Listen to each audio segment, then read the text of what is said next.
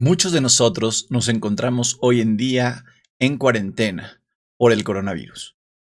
Muchos también nos preguntamos, ¿cómo va a ser el regreso a nuestra nueva vida normal? Y aquí es importante entenderlo porque creo y considero que deben de tenerse algunos puntos importantes para poder realizar esta situación. El primer punto y uno de los más importantes es no terminar el distanciamiento social en forma abrupta. Esto porque si la gente regresa a las calles puede volver a infectar y entonces tener un aumento considerable en los números de casos que lleguen a saturar a los hospitales en una forma grave. Es importante entender que a pesar de que estamos apenas en el incremento de la curva y no hemos llegado hasta su pico máximo, tenemos que preparar este proceso. Muchos países ya se encuentran ahí y hay que aprender de ellos. No hay un modelo ideal, por lo que deberíamos aprender de cada uno de ellos y adaptar estos a nuestro mejor modelo. Países como Estados Unidos sugieren que para que esta fase llegue, tenemos que esperar a que el número de casos vaya disminuyendo en forma progresiva por los siguientes 14 días. Pero países como China fueron mucho más agresivos y esperaron hasta que hubiera ningún solo caso nuevo por 14 días, que es el tiempo de incubación. Muchos expertos creen que este distanciamiento social tendrá diferentes fases donde tendremos que regresar a nuestras casas para así mitigar las infecciones.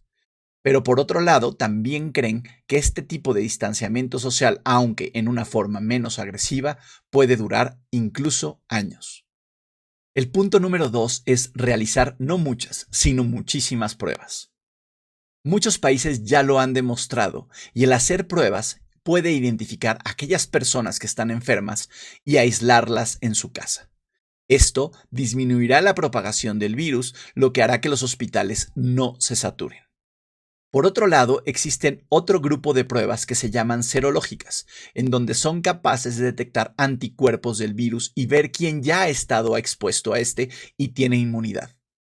El día de ayer, Europa autoriza la realización de ciertas pruebas serológicas con una exactitud muy alta, casi del 99%, lo que ayudará muchísimo a que estas pruebas se realicen en masa, ya que son muy fáciles de realizar y de muy bajo costo, y esto ayudará a entender qué personas están enfermas, en qué lugares o en qué sitios, para poder aislarlas y así controlar localmente la enfermedad. También deben ser necesarias para el personal médico y de salud que está atendiendo a los casos, porque como muchos pacientes son asintomáticos, al hacerse estas pruebas podemos evitar contagiar a otras personas. Es importante que como país exijamos que se hagan pruebas, ya que esto tiene un impacto sumamente positivo en el desarrollo de esta enfermedad. Número 3. Debemos tener a los hospitales bien equipados. Y con bien equipados digo que deben de tener personal de salud calificado, con equipos de protección adecuado y además medicamentos e insumos necesarios para atender esta enfermedad, ya que no durará unos días y tendremos que aprender a vivir con ella.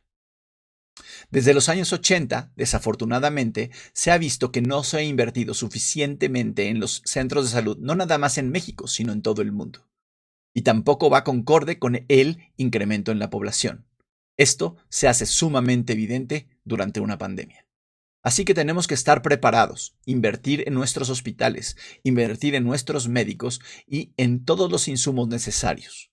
No podemos exigir menos, ya que hemos aprendido que la salud es algo de lo más importante. Aún no existen medicamentos claros que puedan ayudar a la enfermedad, aunque se vislumbra en algunos casos que algún antiviral y algunos otros medicamentos y tratamientos pueden mejorar la progresión de esta enfermedad, y esperaremos que en un futuro próximo tengamos esos recursos para atender a los pacientes en una forma mucho más segura. Pero esto tiene que ir aunado también con el hacer pruebas y aislar, porque no hay sistema de salud que aguante ante un incremento abrupto de pacientes como ya lo estamos viendo en el mundo y ahora en nuestro país. Número 4, algo que parece muy futurista pero que no lo es, y es el uso de la tecnología para saber si hemos estado en contacto con pacientes que tengan la enfermedad. Esto ya se realizó en China en el primer brote, en donde a través de una aplicación se generaba un código en donde sabía el paciente si había estado o no en contacto con otro paciente que estaba enfermo, esto a través de geolocalización. Y a pesar de que esto parece una invasión a la privacidad, se está trabajando en empresas como Google y Apple para lograr tener algo óptimo que nos ayude a saber si hemos estado expuestos, con el fin de protegernos todos como sociedad. Creo que es importante utilizar la tecnología en estos momentos, ya que puede ser fundamental para poder controlar los brotes y tener una mejor acción en estos momentos. Y por último, debemos recordar que esta enfermedad nos hace sumamente vulnerables y que todos somos iguales. El mundo ha cambiado y va a cambiar por mucho tiempo, hasta que regresemos a una nueva normalidad. Es importante entenderlo así, porque juntos tenemos que trabajar como sociedad, gobiernos y países sin fronteras tratando de acabar con esta enfermedad.